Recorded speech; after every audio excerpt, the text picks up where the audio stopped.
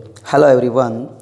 आज की जो है बीएससी थर्ड ईयर की इनऑर्गेनिक केमिस्ट्री की जो क्लास है अपनी, इसमें हम डिस्कस करने वाले हैं सीएफएससी को प्रभावित करने वाले कारक। जो आपकी क्रिस्टल फील्ड स्टेबलाइजेशन एनर्जी है, उसको कौन कौन से फैक्टर्स हैं जो प्रभावित करते हैं और किन किन कारणों द्वारा सीएफएससी का मान बढ़ता है या घटता है, हम ये कह सकते हैं।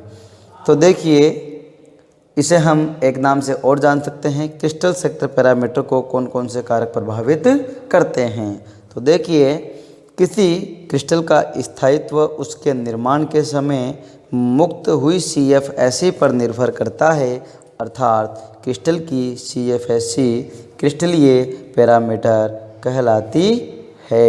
ठीक है, किसी क्रिस्टल के लिए सीएफएससी का मान उच्च हो या निम्न हो, यह निम्न कारकों पर निर्भर करता है। देखो कौन कौन से कारक हैं जिससे किसी क्रिस्टल की सीएफएससी कम अथवा ज़्यादा हो सकती है। ठीक है, सबसे पहला है आपका विपाटन का क्षेत्र। ठीक है, अष्टफलकीय क्षेत्र में विपाटन चतुष्फलकीय क्षेत्र से अधिक होता है, इसलिए अष्टफलकीय क्षेत्र की सीएफएससी का मान भी अधिक होता है। अतः अष्टफलकीय संकुलों का स्थायित्व अधिक होता है। हम जानते हैं कि जो आपका अष्टफलकीय क्षेत्र में विपाटन होता है डी ऑर्बिटल्स का, तो T2G और EG कक्षक बनते हैं, जिसमें 3 T2G कक्षक जो है औसत एनर्जी लेवल से नीचे होते हैं, जबकि 2 कक्षक जो होते हैं औसत एनर्जी लेवल से ऊपर होते हैं और EG कक्षक कहलाते हैं। फिर हमने कहा कि अष्टफलकीय क्षेत्र में विपाटन के पश्चात जब इलेक्ट्रॉन्स का पुनर्भरण होता है या पुनर्वितरण होता है, तो जो इलेक्ट्रॉन आपका होता है, एक इलेक्ट्रॉन यदि T2G कक्षक में जाएगा तो वो -0.4 डेल ओ एनर्जी का उत्सर्जन करता है, जबकि अगर EG कक्षक में जाएगा तो वो 0.6 डेल ओ एनर्जी का अवशोषण करता है। तो नीचे जो है 3 कक्षक है, तो उसमें भरे जाने वाले इलेक्ट्रॉन्स की संख्या ज़्यादा होगी, इलेक्ट्रॉन्स की संख्या ज़्यादा होगी तो जो है आपके सीएफएससी का मान भी ज़्यादा होगा। हम बात करते हैं सेकंड जो फैक्टर है, वो है केंद्रीय धातु का इलेक्ट्रॉनिक विन्यास या केंद्रीय धातु आयन का इलेक्ट्रॉनिक कॉन्फ़िगरेशन। देखिए, केंद्रीय धातु आयन के इलेक्ट्रॉनिक विन्यास में डी इलेक्ट्रॉनों की संख्या कितनी है, इससे सीएफएससी का मान प्रभावित होता है। ठीक है, धातु का ऐसा विन्यास जिसमें अधिकतम इलेक्ट्रॉन्स T2G कक्षकों में प्रवेश करते हों, उनका स्थायित्व अधिक होता है, क्योंकि उनके लिए सीएफएससी का मान अधिक होता है। समझ में आती है बात यहाँ पर। अब तीसरा जो फैक्टर है वो है धातु पर आवेश।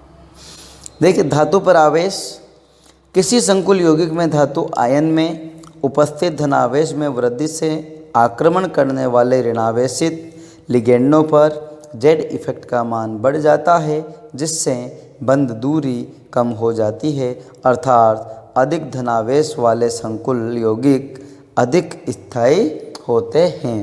ज़रा हम इन्हें उदाहरण की मदद से समझने का प्रयास करते हैं। जैसे आपका देखो K4 FeCN6 हैं और K3 FeCN6 हैं। यहाँ पर हम बात करते हैं केंद्रीय धातु परमाणु पर आवेश की।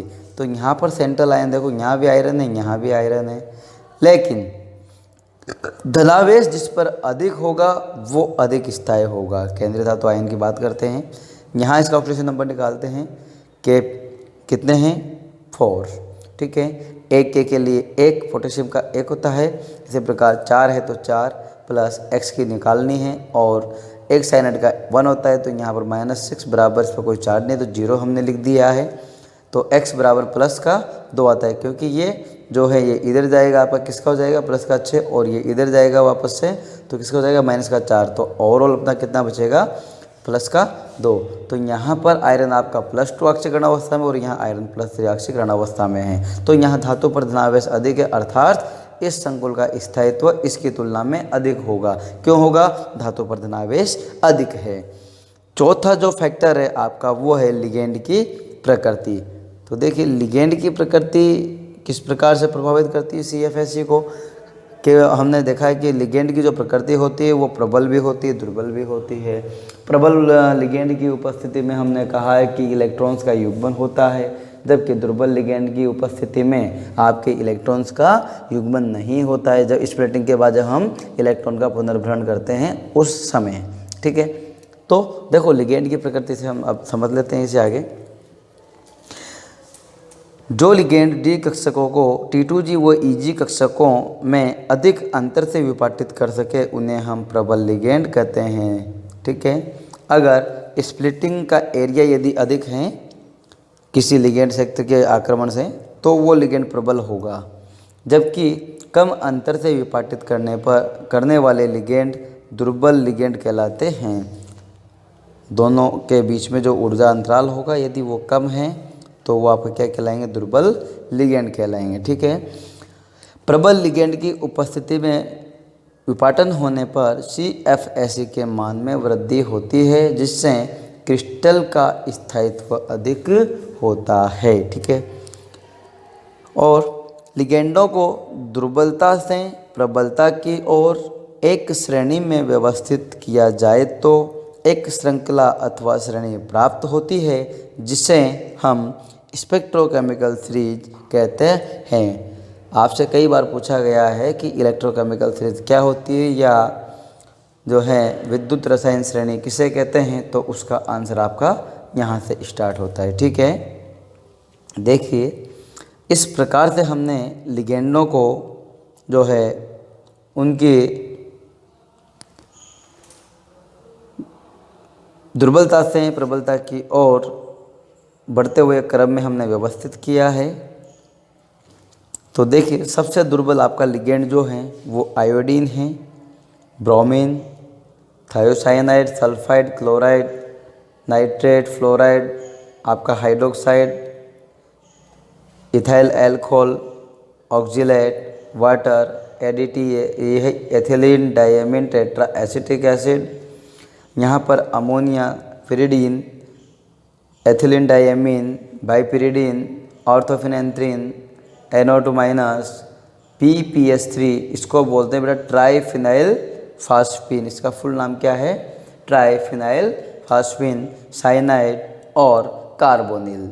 ये इनका जो क्रम है ये आपको ध्यान रखना है, और ये एक नंबर आध नंबर पे कई बार क्वेश्चन पूछा गया है। विद्युत रसायन सीरीज को बताइए, और क्वेश्चन से ही मतलब नहीं है, हमें ये सीरीज याद होगी तभी हम ये विभेद कर पाएंगे कि कौन सा लिगेंड प्रबल है, कौन सा दुर्बल है, हम किसकी उपस्थिति में जो है युग्मन कराएं इलेक्ट्रॉन्स का, किसकी उपस्थिति में युग्मन नहीं कराएं। तो आप देख लीजिएगा कि ये जो है ये दुर्बल लिगेंड है, यहाँ तक के, यहाँ से ये मध्यवर्ती टाइप के लिगेंड होंगे, और जो लास्ट के आपके यहाँ से ये ऑर्थोफिनेंथ्रीन, नाइट्रेट, ट्राइफिनाइल फास्फीन, साइनाइड और कार्बोनिल, ये आपके जो है प्रबल लिगेंड होते हैं। तो ये सीरीज़ आपको याद रखनी है, और ये जो सीरीज़ है काफ़ी लंबी है। मैंने इसको मेन जो आपके यूज में आते हैं वही यहाँ पर लिए हैं।